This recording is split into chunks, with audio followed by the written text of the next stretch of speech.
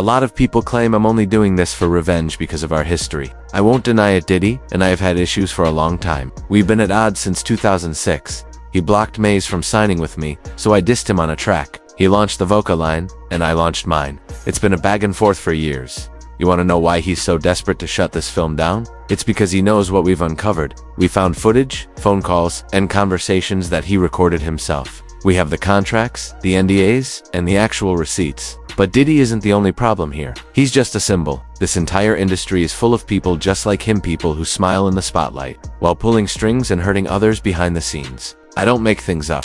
The federal government versus Sean Combs. The largest pimp in the world disguised as a music mogul. Predator sitting in a courtroom with a Bible. I guarantee you it's not Diddy walking around in 8-inch platform heels. There is no reason to own half of a Spencer store. 25 bottles of baby oil, 31 bottles of Astroglide. Illegal objection. Ew. What do we know? We know the fact that he hit her. We've seen the videos. We know the fact that the freak-offs were taking place, that he was hiring people from Craigslist, that he was paying them $1,500 to $6,000, depending on how well of a job they were doing. I got some names that I want to call. Alex Spiro, Desiree Perez, and the whole wicked system of Rock Nation, including you, Jay-Z. About some of the people in the business. And Petey Pablo, you remember Petey Pablo? I know who that is. Petey Pablo, talented writer, singer. Him and Young Buck wrote a song called Ho Is On. And in that song, back in about 2011 or 29 or something, because he called out all of the homosexuality taking place at those parties and those people, he was kicked out of the music business. In a shocking Netflix documentary, 50 Cent has leaked the tapes exposing Diddy, bringing to light allegations of abuse, hush money, and long-term exploitation. What we are witnessing is the federal government systematically dismantling Diddy's carefully crafted public image, presenting evidence that has convinced many that the industry's biggest villain is finally being held accountable. However, a new perspective has shifted the narrative, suggesting that his downfall wasn't a random occurrence, but rather proof that real power in this industry operates far above the spotlight. As Terrence Howard has implied, challenging the true hierarchy doesn't just lead to being cancelled, it leads to total destruction. While the public remains fixed on sensational headlines, critics argue that the real decision-makers remain untouched, controlling outcomes without ever getting their hands dirty. In this view, Diddy isn't the final authority. He is simply a visible player. The true power sits comfortably at the top, protected by wealth and influence, quietly shaping careers and outcomes for decades. That he did that interview with the baby person who sat there and told him about when he met Beyonce. Y'all remember that? That happened on Shay Shack. And he talked about how he was at the Diddy party at Diddy's house. And how after, the festivities were winding down and it was getting later into the middle of the night, approaching 3 a.m., Diddy got rid of almost everybody, but he let the baby stay behind with him and his close friends. And then he talked about how Beyonce was there, Jay-Z was there, not at their house, at Diddy's house. And how Beyonce presented herself to him, and she didn't have to do that because he knew who she was and he couldn't believe she was talking to him. She approached him, kind of like how she approached that old friend of his when he said that he was at the party and the little people was there, and she asked him, "Isn't this?"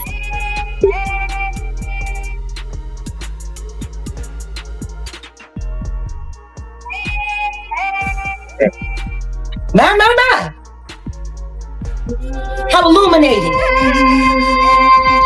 Been a lot of freaking off going on for a long time. While the spotlight remains fixed on Diddy's collapse, Jaguar Wright has introduced an unsettling new claim that reframes the entire narrative. She speaks about private, after-hours gatherings at Diddy's home where, long after most guests had been sent away, only a select inner circle remained. According to her account, Jay-Z and Beyonce were present not as distant observers, but as participants in an environment she suggests had been normalized behind closed doors for years. Wright frames this not as mere gossip, but as an insider drawing connections that the mainstream media refuses to acknowledge. She argues that while one figure absorbs all the public scrutiny, others with far greater influence remain untouched. The implication is stark. The narrative has focused entirely on the fall of a visible figure, while those with deeper power and protection stay embedded in the scene, shielded by their status, their silence, and an industry that is simply unwilling to look any higher. I think it's time for us to address the elephant in the room. R. Kelly was the first corporately sponsored pedophile. Everybody knew. Once it came out on R. Kelly, Jay-Z fled the scene. Point was, he knew all the time. For 20 years, Jay-Z refused to speak out against R. Kelly, but his former partner, Dame Dash, won't stay silent. Aaliyah is key to everything. Aaliyah and I were very serious. We talked about getting married, so I knew exactly what went on. She would be like, no, that's a bad man. R. Kelly did indeed marry his protege, the 15-year-old singer Aaliyah Houghton. Like, Aaliyah was like the sacrificial lamb for all that. Rising star Aaliyah, only 22 years old, has been killed in a horrific plane crash. It's a pain that you couldn't understand. It changed you, turned you into a monster. When Dame was at his lowest, Jay committed the ultimate betrayal. I had so much trust in my brother, but he did things that I thought he would never do. So what you think I felt all these years? For 20 years, R. Kelly's power protected him. At that time, we did not look hard enough. Remember Aaliyah's album cover? Age ain't nothing but a number, sitting back there like Perv Master. I mean, I wasn't there. I ain't have nothing to do with that. They made a song together called Not Guilty. Anybody that knows what happened to my girl that with me should not be home. Even as new allegations surfaced, Jay-Z seemingly looked the other way. R. Kelly was accused of videotaping himself with an underage girl, and prosecutors maintained that the girl in the video was as young as 13 at the time it was made. I mean, I wasn't there. You know what I'm saying? Like, I know that. I know I ain't. But the allegations grow even darker. Critics argue that Jay-Z didn't merely exist alongside questionable figures in the industry. He allegedly protected them. R. Kelly is often cited as a prime example, with many insiders claiming his behavior was an open secret long before he faced any consequences. Yet, major collaborations and profits continued. Jay-Z, who is now publicly framed as a polished executive and role model, is accused by commentators of prioritizing influence and revenue over accountability. According to these claims, his silence wasn't accidental, it was strategic. This perspective reframes the industry entirely, suggesting that Diddy was never the architect, but rather a convenient shield, while deeper power stayed hidden behind a mask of respectability and control. The core question being raised isn't just who knew, but why certain figures remained untouchable for so long while others absorbed the blame, protected by wealth, silence, and a media ecosystem unwilling to press further. But by like the public masses standards, I was like on the beat right. Who is Liz Crokin? Liz Crokin deserves a ton of like credit for this whole thing, and she's not the only one, but she's taken so many arrows. She is like the Pizzagate journalist, and that's how she gets smeared. She was a Hollywood reporter, like a total like in the in crowd for a decade or whatever. I don't know how long, and she was at all the parties. She's reported on these people like in person because she used to be in the crowd. And then I think it was Pizzagate that broke, and she started to investigate like what's going on here. And then she got blacklisted, she got pushed out, she got slandered. They eventually tried to kill her dog. She's been smeared 10 ways till Sunday, legally attacked, monetarily attacked. How did they try to kill her dog? I believe poisoning. You'd have to go to her page and look it up, but she's been reporting on how corrupt these people are. She's been reporting on Jay-Z and his crimes for like 8 years now. She's been deep in these trenches. This is what blows my mind about all of it. Nothing is new about it. No, and when the Harvey Weinstein broke, nothing was new about it to everyone on the know. Yeah. And it was to say a badly kept secret, which is not a secret. It was known. With Jay-Z, we're going to get into it. I don't know these things because I don't care for his music. I don't know if that's a sacrilege. But everyone's like, yeah, everyone knew about it. It was the worst kept secret. Yeah. So Liz Crokin she's in this, living it, and been talking about it for years while no one's listening. Here is where the narrative turns truly unsettling. According to industry insiders, allegations surrounding Jay-Z are not new, and investigative journalists have reportedly been raising concerns for years, only to see their work systematically suppressed. The claim is not simply that warnings were ignored, but that they were actively buried, highlighting the stark difference between visible influence and quiet control. While some figures draw attention through excess and controversy, others are accused of neutralizing threats before they ever reach the public eye, discrediting voices, limiting platforms, and allowing the system itself to drown out uncomfortable questions. Critics argue this is exactly why many resist the idea. Jay-Z's carefully constructed image as a thoughtful artist turned business icon makes scrutiny feel almost forbidden. Accepting these claims would mean questioning the larger story we've been sold about success, power, and aspiration, which is far more uncomfortable than blaming an obvious villain. In this framing, the issue isn't noise or spectacle, but an entrenched machine that protects itself, silences challengers, and continues to operate untouched while others take the fall. But when you give up your manhood, I've never seen somebody recover from it. That was all the people that went to the puffy parties. That was all the people that did all those things thinking that there was never going to be a consequence for what they were doing. Get punked out and pimped out by some over greater desire. You shouldn't have a greater desire than being a man. So I believe that's a big problem with a lot of the actors out there because they get fluid. And next thing you know, once you go fluid, it's gone.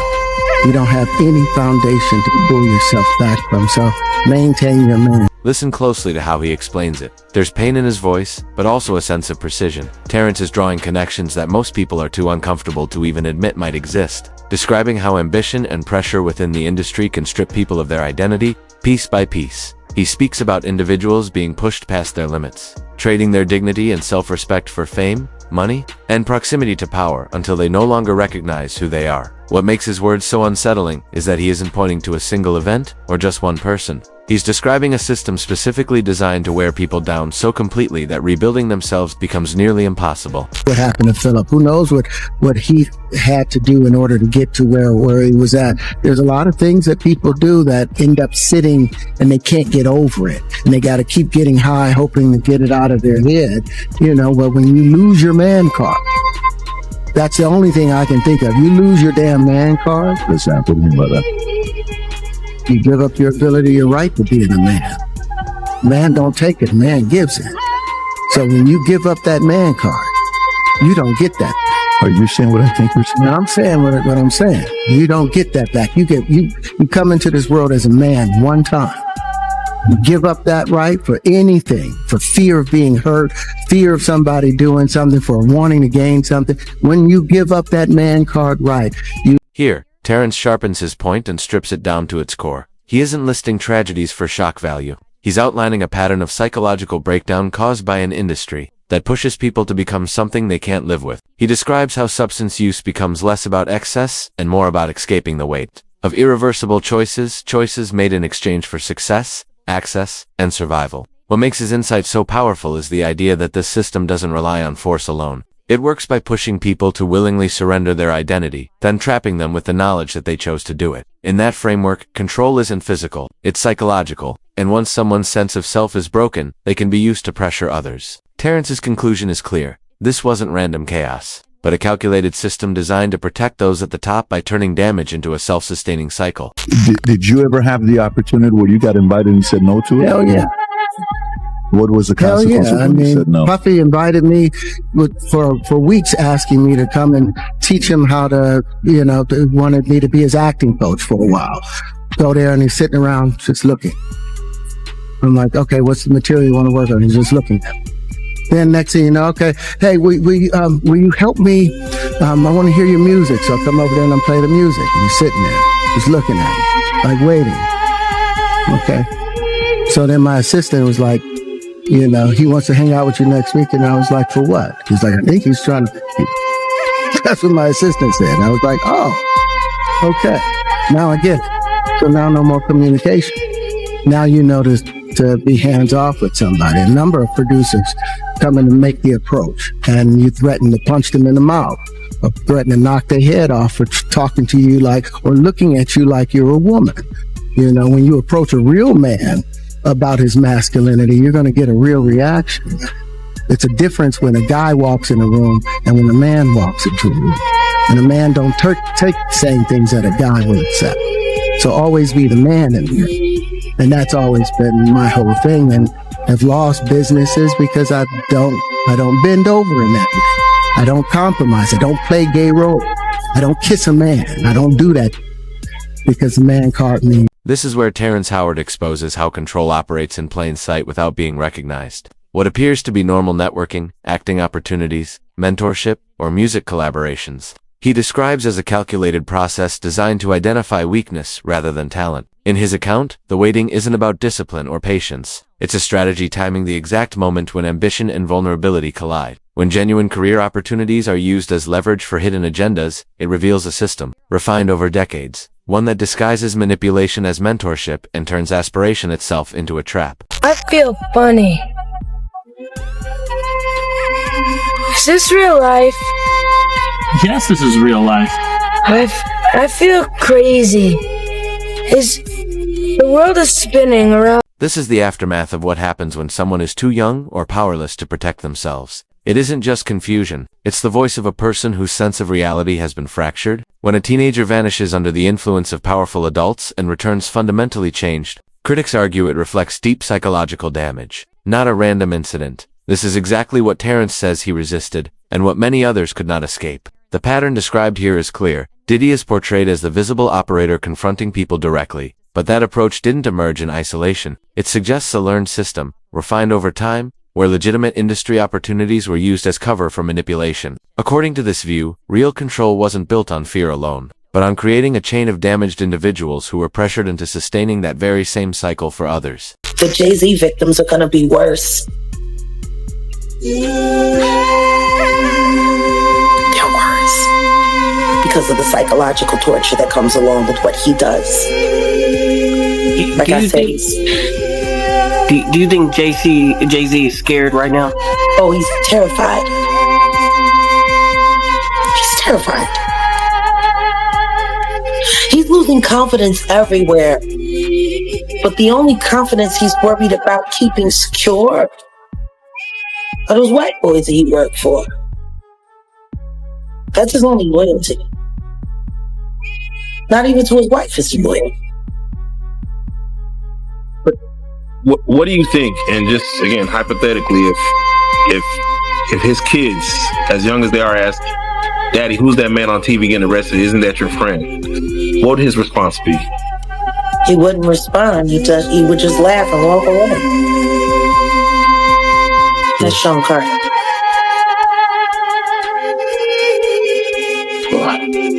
He doesn't own up to anything. Ever. He gaslights you right in your face. Do it smooth. He's so sad. He doesn't have any real feelings or emotions. Everything is transactional. You know? I think the only time he's really comfortable and happy in his own skin is when he's laying in the warm embrace of a man. Jack, come on. Jack. What? Come on, man. You can't paint those kind of pictures into people's heads, man.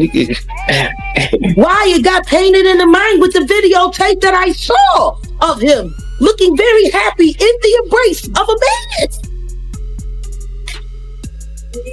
I didn't want to believe it. This is where Jaguar Wright introduces her most explosive claim, one that challenges the entire narrative. She isn't just speaking in general terms. She alleges the existence of recorded material that links figures associated with Jay-Z to the same inner circle tied to Diddy's operation. The even more unsettling assertion is that their connection extends far beyond business, suggesting a long-standing relationship built on shared risk and mutual exposure. If these claims hold weight, critics argue it would imply a power structure, sustained not just by influence, but by leverage where key players are bound together by secrets that ensure silence, loyalty, and protection at the highest levels of the industry. Speculation and put on your own brand of tinfoil, but it's hard to distinguish the line between politics and culture in today's world, especially when you think about like the Taylor Swift endorsement of Kamala Harris and other such celebrity sort of projections of opinion.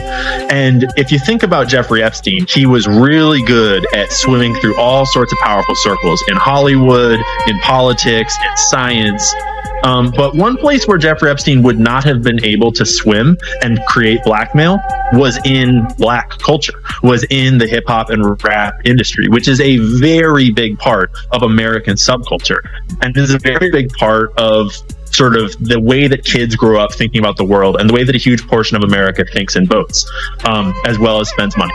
And so from the political angle, there is a huge value to having black male in the rap industry.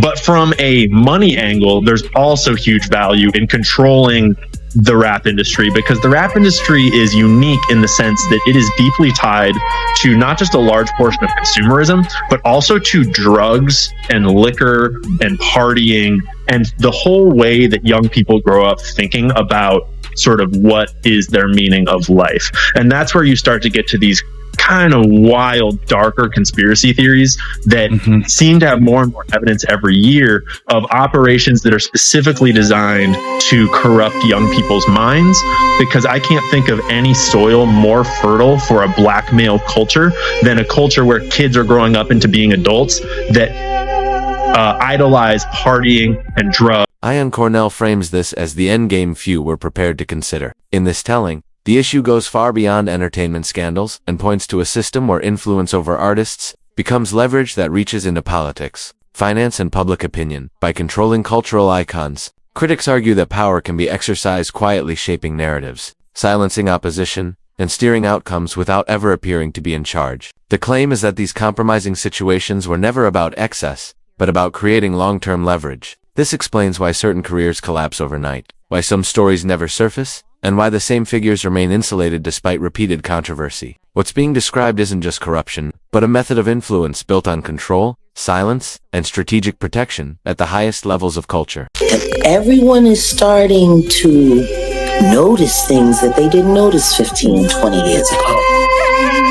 Suge isn't looking like the monster that everyone painted him out to be. And Diddy sure ain't no quiet boy. The more we start to uncover things, we're starting to realize that whatever we've been led to believe, it's actually the exact opposite. He is used to having protection. Diddy was used to having protection. And he seems to be operating still on this aura of I'm untouchable. But my speculation only, is that if Jay-Z was committing these crimes 20 years ago, he was committing these exact same crimes 2 months ago. And Diddy was filming all of it up until 9 months ago. There's lots of tapes. Yeah, where is the tapes? I mean, this goes back to... They rated it all, and so someone's got them. And when Diddy's civil suits turned into a criminal charge and he got arrested, that criminal charge is structured as a RICO investigation, and at first they just named Diddy as well as his direct co-conspirators, but it is structured in a way that we commonly see that they do with RICO suits, where they start with the one and then they add to it and they add to it and they add to it over time. And I from what's in that suit, it appears that is the exact same group that has whatever they got from those raids and is that larger picture investigation. And so I suspect that Jay-Z is only a matter of time. The dam is finally giving way. What Jaguar Wright is describing is no longer being dismissed as mere rumor. Instead, it's being viewed by many as a broader reckoning, with people finally beginning to connect patterns that were ignored for far too long. The same public awareness that brought accountability to previously untouchable figures is now being directed toward the most protected names in the music industry. As perceptions shift and scrutiny sharpens, carefully constructed images lose their power. And even those at the top find it harder to remain shielded once collective attention turns in their direction. Next, Terrence Howard presents what he sees as a guide to recognizing the damage left behind by this system. When he points to figures like Justin Bieber struggling with thoughts they can't escape, he frames it as the visible outcome of prolonged psychological pressure.